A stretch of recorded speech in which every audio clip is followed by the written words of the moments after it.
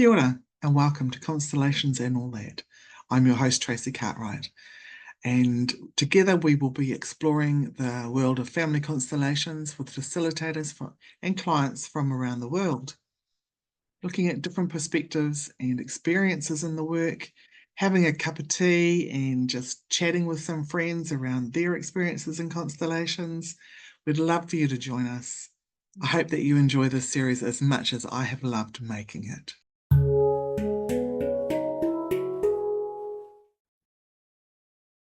Kia ora, everyone. Welcome to Constellations and All That. We're nearing the end of August already, and we're just starting to come into spring, which is so exciting. And today I am super excited to have my friend and colleague, Yee Ley Lau, joining me today for a conversation, for a chat. And I was just saying before we started push record, this feels juicy. It feels like there's going to be some great topics that come up. So welcome, Yee Ley. Really excited to have you here. Thank you, Tracy. It's good to be here. And I can feel my heart beating with anticipation and excitement. Yay. Yay. For those who don't know you, would you like to share a little bit about yourself? Whatever is there for you, whatever Sure. was present. Yeah, I'm currently living in Wanganui in New Zealand. I've been in New Zealand for 11 years now. And I was born in the UK. My parents are Hong Kong Chinese.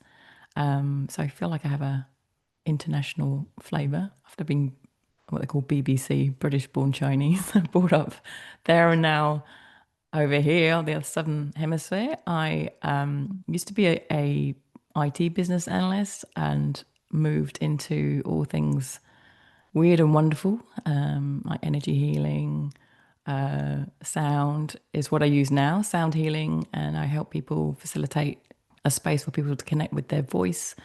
And I love constellations. And yeah, I just love exploring different ways of accessing and connecting to ourselves. So that's me. Beautiful. I think you and I met probably about 10 years ago, maybe 9 or 10 years ago. And I remember seeing you driving through coming into the car park. Yeah, and then we met at the beginning of a beautiful weekend at Oranga Mai Marae in the That upper is right. Yeah.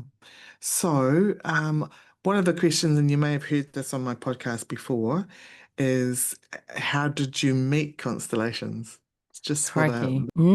I'll mention two touch points with constellations. One, whilst I was in the UK before I came to New Zealand, it was introduced in a very abstract way, meaning my friend or my Reiki teacher at the time, he experienced it, and we did a lot of what I call earthworks and working with ley lines. And we were out in looking at the Mary Magdalene line. I can't remember now which part of, I think we're in south of Wales somewhere. And he said, "Oh, I've learned this thing called constellations." And so therefore we were representing towns in this situation. Oh, wow. And we just, trusted that flow. And I was representing a town, other people were representing towns and the energy flow between them. So that was like one little glimpse. I've heard about it. And it's like, we could really feel the energy. My arms were swinging up for connection or disconnection to the next town.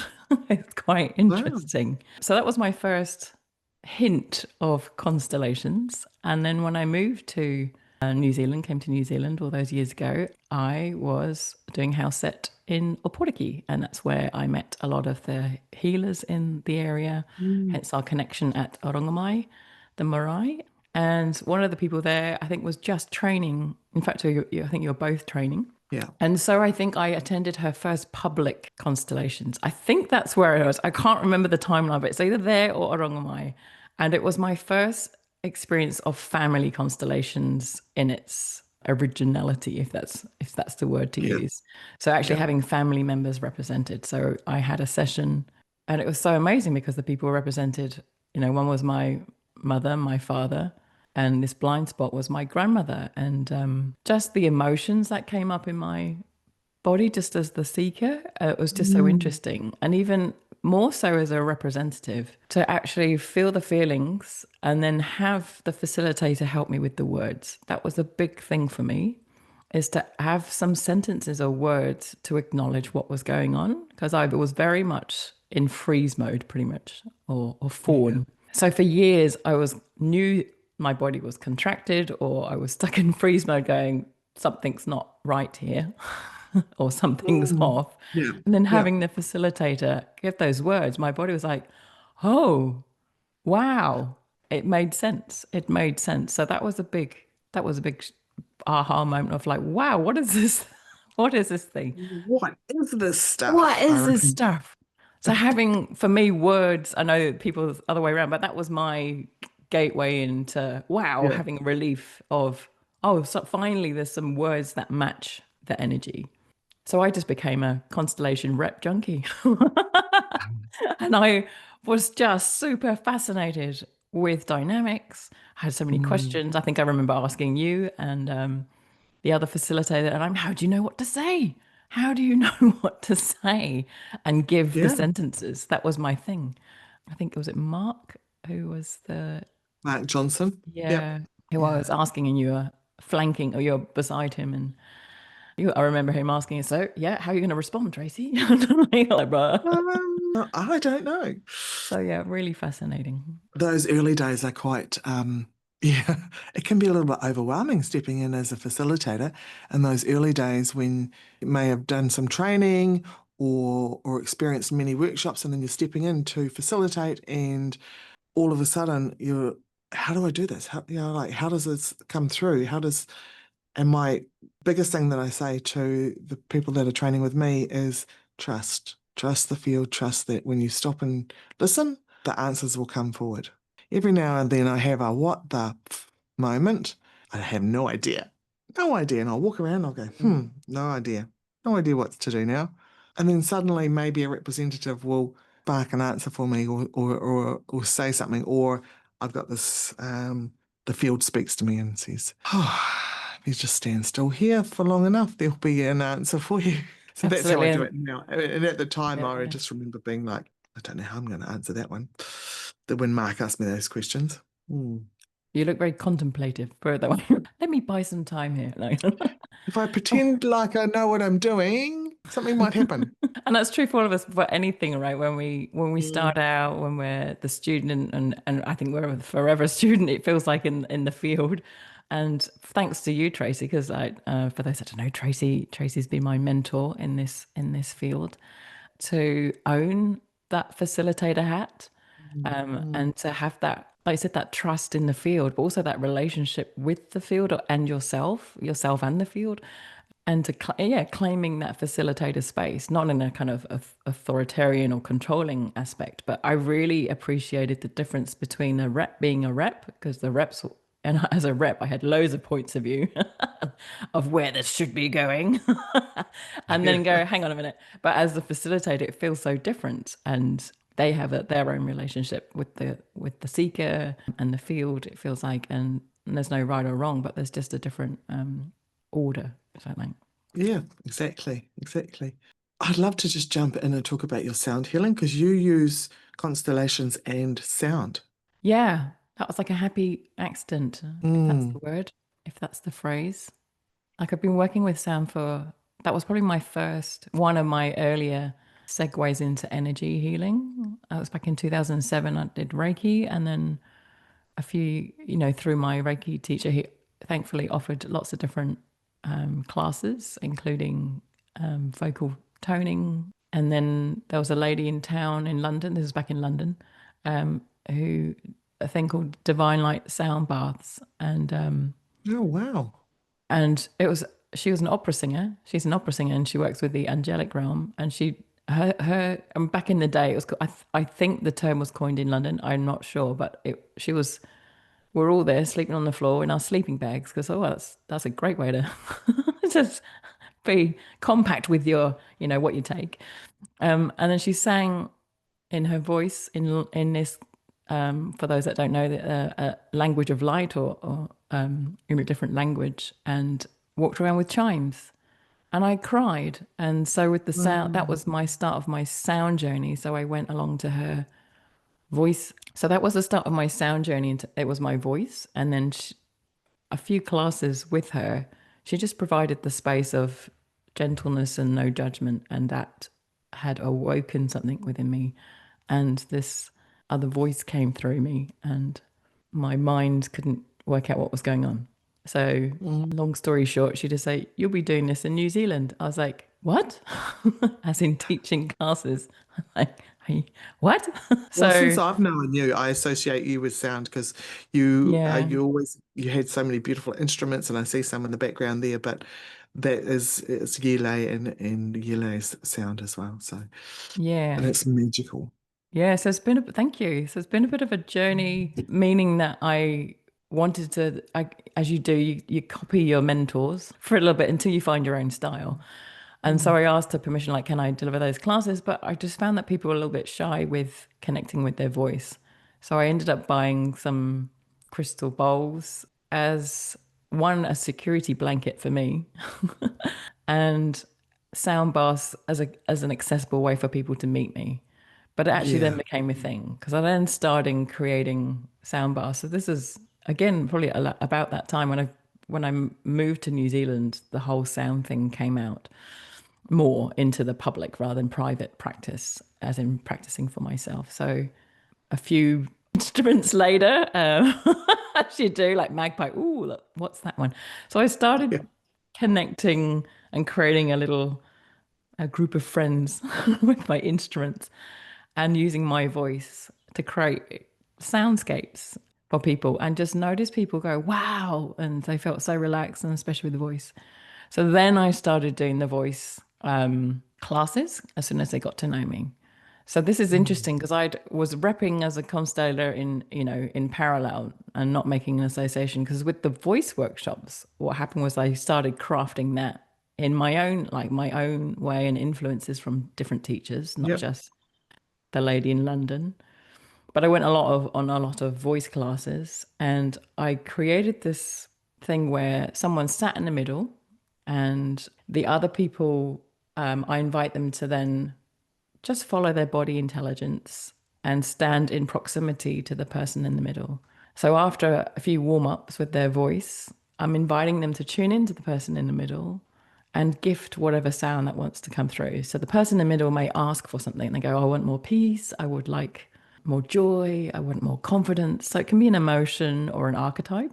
And so the sounders are then gifting and voicing, giving voice to that request in response. So that was happening parallel. So it took me a while to go, hang on a minute. I'm doing voice constellations and the yeah. constellation is all about relationships. It's like, it's always you and something or the people, emotions, situations, places. So I just realized that where people were standing were giving voice to perhaps unexpressed emotion, a conversation with the parent, inspiration that wanted to come through. So people were kind of like voicing those things. So they were coming out of their mind of, oh, this is what it is. But they were just being the conduits for the sound in the field in relation to the person receiving. Fabulous. So yeah, that's how. And then I was like, oh my gosh, it's voice constellation. I'm doing some form of constellations with voice and sound. Beautiful. And have you seen that evolve over time? I have. So thanks to landing here in Wanganui, because I've moved around quite a lot in New Zealand, I started creating the class as a more regular class, like a choir format, which meant I could see the development of people and also their suggestions, because I always ask people, what would you like to sound? And we've been, all over. Like I would like to sound motherhood. I'd like to sound like hurt or anger. So quite interesting. So one they get to embody is it comes back to the somatics, I guess, the felt sense Mm, in the field. This is a really good yeah. practice to try a jacket on, sound it, and go, oh, okay, I've integrated that, or I that's now dissipated, or it doesn't fit anymore. And we've done things like astrology, someone represent my sun, my moon, my ascendant, and we've sounded that. So we've gone really Did they know abstract. what their signs were, or No, they they just didn't have to know. oh, They just stood wow. in the place of Yeah. what that is for the person. We've sounded for the Wanganui River here. We've sounded for how's Oh, Wanganui oh. feeling? Can we just touch on that? Because the Wanganui River is the only river in the world, if I'm correct, that has the legal identity of a living being? That is correct. Yes, It's quite interesting. I have it so is, many isn't it? questions around that. Fantastic. So you sounded and constellated for that. Yeah. For people for the mountain. And it's giving, for me, it's giving voice for for those that don't have a voice or have not been given a voice, which is the same. Yeah. Well, for me, it's like you're speaking to constellations in that sense of what was unconscious is being made conscious. What was hidden is now being seen. Seen, Yeah. felt, heard. I really love this. Where I'm coming to is like, ah, what am I what sometimes I go, what the heck am I doing in constellations? What are we supposed to be doing here? So for me, it's like we're really uncovering things and things are being seen, felt, heard in some way. Mm. I love that analogy of you put on a jacket and you sound it and then you've integrated it and you can take it Yeah. off. Being able to see or hear your anger in the field. And it might Yeah. sound differently to what you are holding on to and think that it has to sound like, like, or the grief or, yeah, I love that. Absolutely. There's been some Fantastic. really interesting ones where people think, for example, anger is, I guess, quite a common one that's requested actually. They think it's going to be this way, but actually, I think it's rage. Rage, they think it's going to be look and sound a certain way. But when people drop into it and they tune into it, something else comes out. That's actually, it's like the thing sitting behind the rage, and it's like creativity or passion or power that has Mm. that flavor instead. And it's Yeah, like, oh, that's really interesting. yeah. Oh, you've got me thinking now. All sorts of things. How do you describe constellations or your style of constellations to someone who hasn't experienced it before?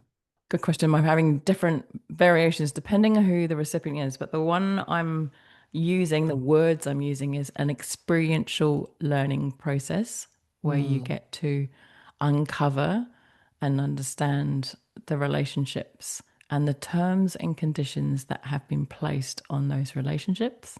You get to review them to see if they're still valid and working for Mm. you. And we do that by representation through standing in the field you get to stand in the field in your system or the systems to which you belong, gain a different perspective. So that's And for someone who doesn't know what the field is, because I had a friend who said to me, "Can you just explain some of this lingo that you talk about?" yeah, It sounds a little clicky, like because she didn't understand the like when you say you're going to be constellated or when you're going to have a constellation or the hot seat and what is the field, So how do you describe it to people? again, it depends who the recipient is. So I'm going to tune in now just to see what words can come out with that will be useful for people listening. So for me, it's allowing oneself to tune into their own awareness. Like people Mm. use a field of consciousness. Really, it's a field of awareness. So when you give your opportunity and give yourself the time and space to tap into your own awareness, and there's a collective dynamic there that there'll be common themes. Like there's an experience that's happened like with your parents and the children, there's always some mainstream themes that we all resonate with or we all recognize or have experienced those. So it's kind of like stepping into that field of your own awareness of and the experiences that's in your own field, but also is available in the collective field. Great description. It's just Don't it is repeat, don't right. ask me to repeat what I've just said. It is really you're absolutely right. It's like who you're with, how do you describe this? What is their understanding? And sometimes you can start talking and you see that they've gone blank. Oh, okay, I need to reframe this in a different way. Yeah, Absolutely. I'll And come I out I with think something. that's what I've realized is even though I say it one way, it can be one way for someone who knows how, like you said, those words are familiar. If they're unfamiliar, then it's like, okay, and go, oh, I'm kind of checking out, or even asking them what their background is if they've come from, like me, I've come from an IT background. I can use that lingo, I can use that Mm. language. But if I don't, then you can see it on their face, huh? Like, is Yeah, this landing? Not quite. And then maybe there's some metaphor that can be used in a language that's accessible to them. So just finding out what yeah. I they're remember experiencing. meeting Lip Fang, I think it was. I think I've said his name right, in Sydney years ago, and he described that in China, because the young ones are no longer as connected to the ancestral practices as their elders, and they weren't understanding what he was saying. So he refers to the field that we're working in right now as your Wi-Fi hotspot. Oh yes. Oh yes, I remember you saying yes. And that worked Yeah. really well. They were like, oh, yeah. Yeah. And then he was saying, like we're going to, and in this work, we will, put things back into order. Oh, like defragging your computer. Oh, Yeah. yeah. They got Yeah. those terminologies. Yeah. So it is putting it into a language that, well, obviously it's not exactly the same, but it was similar enough that they could understand it. Yeah. Yeah. Yeah. That they could get the concept of what's happening and the components involved. Mm, Yeah. I think it's just practice. Like we're going to come across different walks of life and go, okay, what analogy can I use here that resonates? yeah. And do you have any facilitators that you've worked with, or that you've seen working online, or someone that you would say, oh, that's one of my top favorite facilitators? Yeah, I find there's a lot of constellations I find inspiring, and I just love watching the different flavors and styles, and that to even know that there are different flavors and styles for a Mm, start. I've been drawn to, like, I've done a little bit of journey with Susie Tucker. I love her mm, poetic way yeah. with words and how she speaks to things. And the take homes I got from her. Well, one of the take homes was about how when people are speaking, they're often speaking in metaphors. So that's really helped me hone into the essence of what people are saying. And yes, honoring their story, but not getting lost in their story, but listening to the symbolisms and the metaphors that are going Mm, on. So mm, we don't get caught in the yeah. story. Yeah. I'm really enjoying attending Barry Cross workshops. I like that he is from a more educational teaching stance Mm, where he's yeah. presenting the topic and he does it chunks it up by topic, and that's really good. And then how that relates to the system for me, it has more of a from my IT business analyst brain that it comes back to the systemic view. It looks quite cold. It seems quite cold, but it is. If you look at it as systems and the flow, I can relate to that. And so the Yeah. information. Gosh, who else? I'm really enjoying Megan Kelly's approach. She's very gentle, and I'm just fascinated because she also does constellations with astrology, and I'm just like, what? Like, Yeah. of course, it's again relationships. It's all about relationships and how they impact the self. So there's kind I of haven't, I three. haven't, I haven't witnessed that yet, but I'm going to, and Megan's on my list of people that I'd Oh, love to interview as well. So, and mm, I enjoy how she presents, very calm, very safe, and I guess she also works with the somatic as well and the nervous system stuff. And no, I just really find it fascinating how people can apply seemingly abstract things but make it relatable to the everyday life. I think that's the important thing great for reminder about me. how all things are interconnected. Yes. Mm, So I quite love dabbling into that quote unquote abstract. But again, that reminder of what's the symbolism and for me, what's the archetype here? mm, For example, if an alien ate my homework, it's still still an archetype of a dominant figure and a subservient figure or something like that. And it's like, okay, what's playing out here? I'm just really a silly example, but that's like what language is suitable for the seeker yeah. and then what works for the seeker. And it's like, okay, it's interesting. I love just getting down to the essence of what Mm, people are saying. What are they really mm. saying? The hidden language. Yes. So, with your IT background and your business analysis background, you're now doing some work in constellations and business. A little bit. Because I have come from that corporate background, I guess people associate there. That sounds weird saying that word, corporate background. I think people relaxed a bit more. To revisit my life then, if that makes any sense, those people, because that. And so yeah, I've been revisiting, and even for myself, like business constellations, that how's my business doing? And then there's a lot of solopreneurs out there, small businesses, are definitely feeling the heat and pressure in this climate. So just exploring that a little bit and offering that out in the community. Yeah, it's been interesting. And again, it's all relationships, all the business analysis stuff I did back in the day. I was looking at processes and people are behind those Yeah. processes and how they talk to each other or don't talk to each other, what's controlling the flow of communication, the data, and the IT system. So they're all that, I guess I call it fractal view because the outer is then kind of also versions of a smaller community and then obviously internal, our internal Mm. working. So having that view from the business analyst to constellations and then applying it with that lens is quite fun. I just love the application of this work. There's many Yeah. uses. Fantastic. Yeah, so you can have like, the business, the person's vision, or if their language is soul vision or soul purpose, do you put soul purpose, the business owner, the offerings, and target audience, for example, and then you can see the dynamics of that. And one recently that she wanted to review her business. She felt like she was spinning too many plates, and then the other thing was money. So it's like, okay, let's break this down. What's your relationship with money like? And so if the person's willing and able to, because you can keep it at business Yeah. level, but for me, you are your business. So whatever we've inherited from our family system, if Uncle Joe Flo is not lost their business back in the day, does that have some impact on our current choices and the way we handle and relate with business and money? So for those that are new to it, I guess it's like, we can take them so far, like, oh yeah, they can see their relationship with money.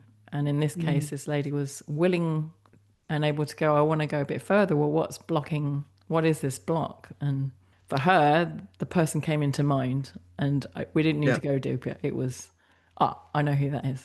Fantastic. Yeah, because you can look, I've seen situations where people have been entangled with their grandparents or great grandparents who lost the farm and the depression, and then that sense of struggle and grief is tied up around money and belonging and, you know, and a sense of failure. So, and unconsciously, the descendants carrying that and being entangled with those things too. So, yeah, it comes in all forms, doesn't it? Mm, And like you say, we are our business, and often businesses, even some of those big ones, can be started as family businesses, and then they grow into being big corporate entities. Bit of a word, absolutely. Yeah, entities. corporate entities. And yeah, you may have like directors that have had their vision, they come in with their vision, remodel the business. And then is there that buy-in? Is there do people have it's the same principles where do people feel they belong? Is there a position for them? Are people Mm, doing more than one role? Some people feeling like they're doing two jobs. And then when the director leaves and the new one comes in, does that director have the same vision or do they want to take it somewhere else? So there's quite a lot of change in that and with the people in it. Like, do they still feel like they belong to that tribe or they're still honoring the previous director? yeah. And where do you see yourself going with this? Is this something that you're looking to pursue further, or? I'm open. I'm open to be guided by the field. I always ask who and where can I be a contribution next? I mean, the people that tend to see me tend to be practitioners or therapists themselves at the Yeah. moment. I'm open. Mainly Mm, people come forward are the ones that are feeling stuck and they want change. yeah. So whether that's business or individuals or organizations, it's whoever's willing and able and ready to have a look in this way. Yeah. Yeah. Yeah. It's such a good tool. There are so many avenues that you can implement constellations in. Let me just check in. What else does the field want me to ask today? Is there another way that you use constellations? So you use sound, you do that, and you working with the business, and you do traditional constellations as well, kind of, if you were to call it that. Is there another way that you incorporate it? Sound voice. Maybe not. Maybe it's coming because I can feel like there's something Ooh. else. Garden gnomes. No, I don't know. Who Who knows? knows? Garden gnomes. They could be quite handy to talk to. Garden gnomes Yes. when you're feeling into the field. I get or for me. I guess life is a constellation. It goes back to relationships. All are this plane of living is relational. Mm, So for me, like whether we have that objectified, as in things represented. I know some people do internal constellations where it's in the mind's eye. And it's it. That's it. We're shifting our internal image of what we think is or was into something else. So yeah, relationships to how we feel about our emotions, our choices, and I think what I love about this is the creative ways you can have that be seen, felt, heard in some way. So whether that's people felt pieces on the floor, and we walk around life. If we're and this is something I've learned well, not reminded of recently, is strengthening the observer part of ourselves in life. So we can still have our bodysuit interact with another person, because they're like, hello, but also have the observer part going, well, this is interesting dynamic. mm, I'm now finding myself in this pattern. Wow, geez, that's just like my mum and me. And I'm now have this person in my life that I'm now replicating that. And then you kind of the observer's going, so what are you going to do this time? Are you? are you going to play that There's like same multiple record? things going. If you can, I think that's the practice to go observer and life to go. Wow, I just repeated that, but this time I observed it. Mm, Next time it's like I think I'm going to say something different, or I have more ease with this person. That's not going to trigger me as yeah, much. yeah, Or now I'm going to say something to go, here's my bound, I don't accept that behavior in my life. There's just yeah, growth in so many different ways, I think. yeah. Is that, yeah, I did a bit of work around that with through Eckhart Tolle, through his work, and it was quite transformative to step into that observer space and being aware of patterns that I was repeating. And yeah, great reminder. Thank you. Thank you. Is there anything that you want to share that I haven't delved into or that is sitting there for you? Well, for a start, let's see, how can people get in touch with you? I'm going to put your link in the comments, but if someone was listening to this and they wanted to, They can connect with me through Facebook. Business is called Light Your Life, or Yee Ley Lau is the handle name. Instagram, my website are the main touch points. And I do online sessions as well as in person sessions. Hope to be traveling back around New Zealand again and yeah, let me maybe know. further. Host you Yeah. here. Absolutely. Magic. Actually, in response to your previous question, I think this is where I'm at the moment, is learning how to really slow down and Mm, listen. And like meditations really help me. And that craft of the listening in the field, yeah, that's what I'm learning, how, the art of the beauty and the power of slowing down and being with the thing that's wanting to emerge. Because mm, the thing, I feels like for me, I've realized for myself and noticed in others, it's like, oh yeah, I got this, and I'm like, sit there longer and go, oh, because there'll be thoughts that come through, and then sensations in the body, and there's the wisdom that comes through beyond the thoughts. yeah. So the art of slowing down. Which is not something that we tend to do a lot of in this modern day and age, is it? But yeah, great reminder. Great reminder. And do you have any events coming up? I will have. I'm going to start to put the monthly constellation sessions in here locally, and I'll look to do some more online ones again. It feels like spring energy is Mm, springing, so I hope to get them out soon.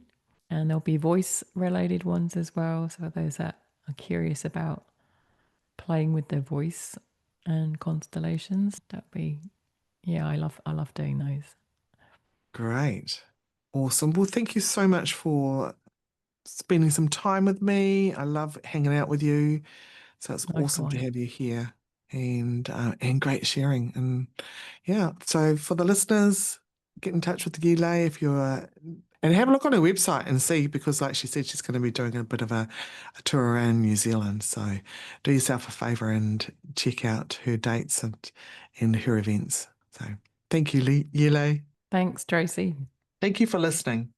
head over to Instagram and tell me what's resonated for you with this episode. You'll find me at tracy.cartwright. That's Tracy with no E, .cartwright. Or head over to my website, tracycartwright.co.nz, and receive a free audio with the gift from your ancestors. So until next time, be kind to yourself and have fun doing it.